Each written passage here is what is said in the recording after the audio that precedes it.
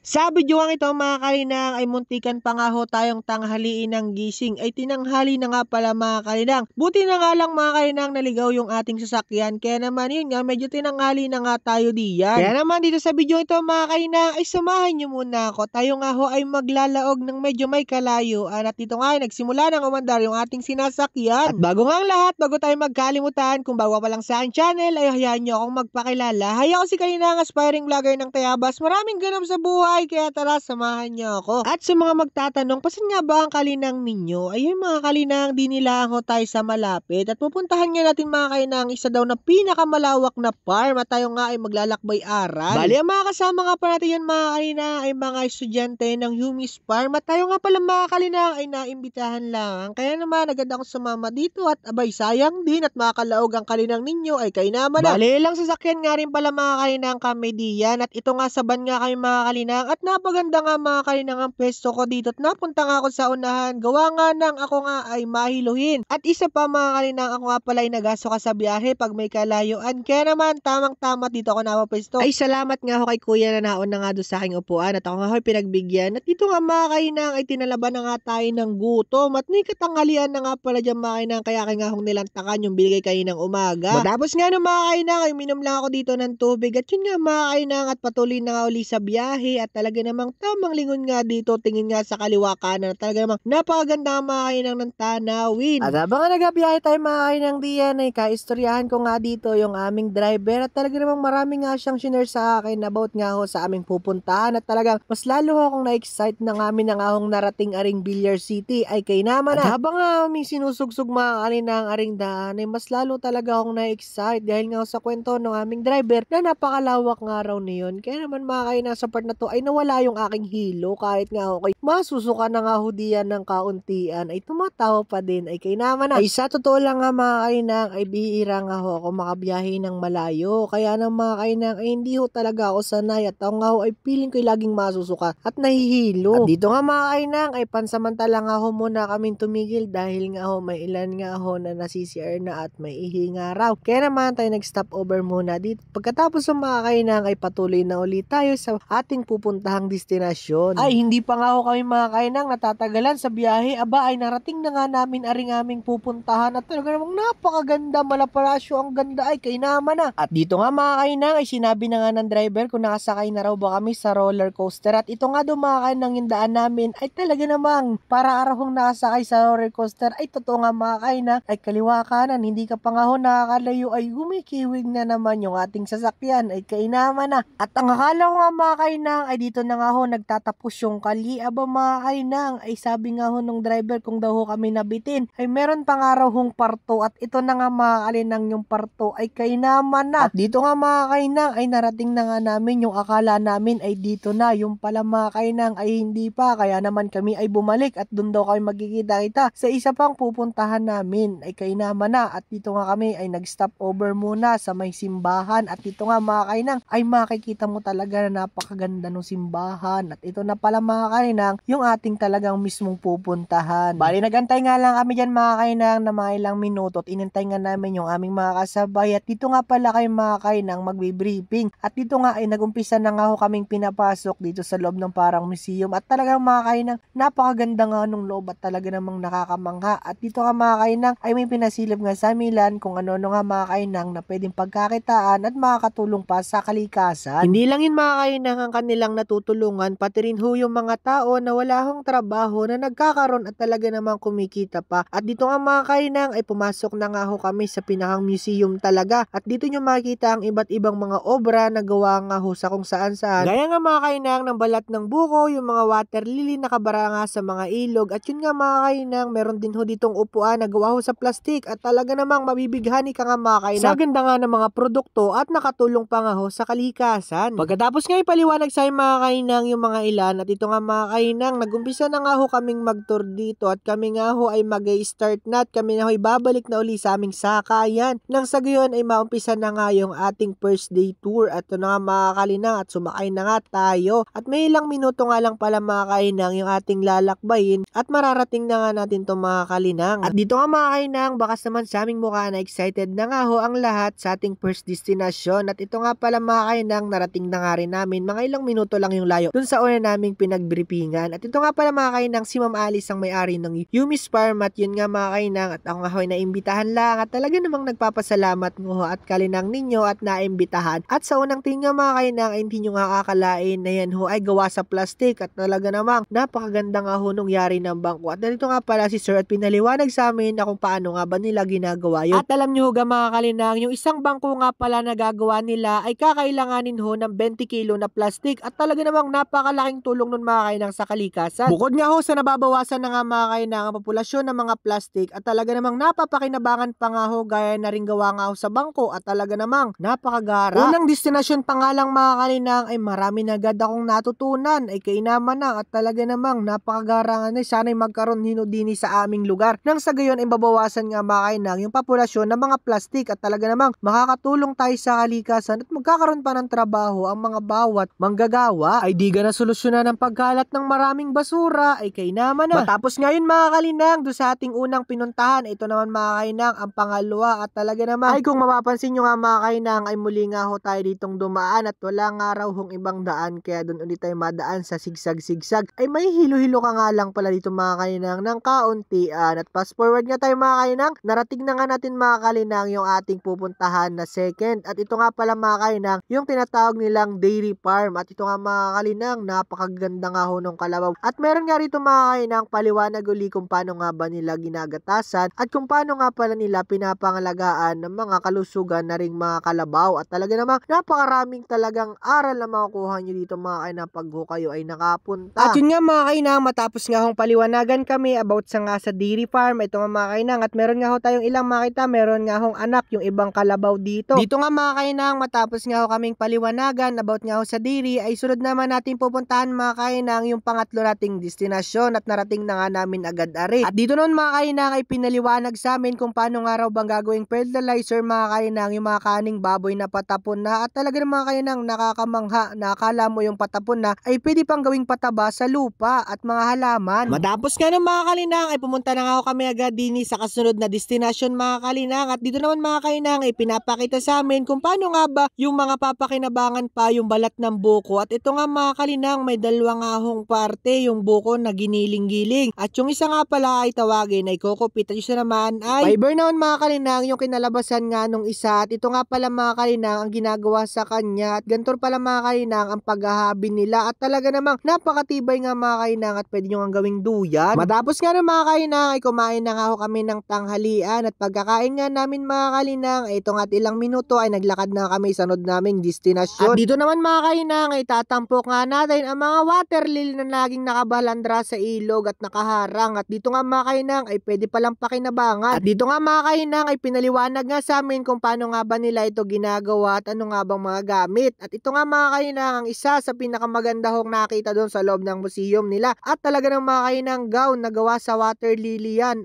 Napakagara at pagkatapos mga kainang ay sila naman mga kainang sumunod gawa nga ng nauna nga pala mga kainang at sila ay second batch. Kaya naman dito sa part na to mga kainang ay kami ho ay pabalik na uli sa aming sakayan. At habang nasa sakayan na kami mga kainang ay hindi ko ho talaga lubos maisip na napakadami ko hong natutunan ngayong araw na ari at sana mga kalinang magamit nga namin ari. At hindi naman halata sa mukha ng inyong kalinang na talagang napakaraming ahuniyang natutunan at napakagandang adventure nga. At may nakita ko rito mga kalinang bato na nakalutang ay kainaman na hinarangan pa na rin. Ay di ayun na nga mga kalinang, kung nakabot ka nga hanggang dulo ng ating video ay huwag nyo kong kalimutang mag-like and share and follow na rin ako. Yun lang, hanggang dito ating video. Bye bye!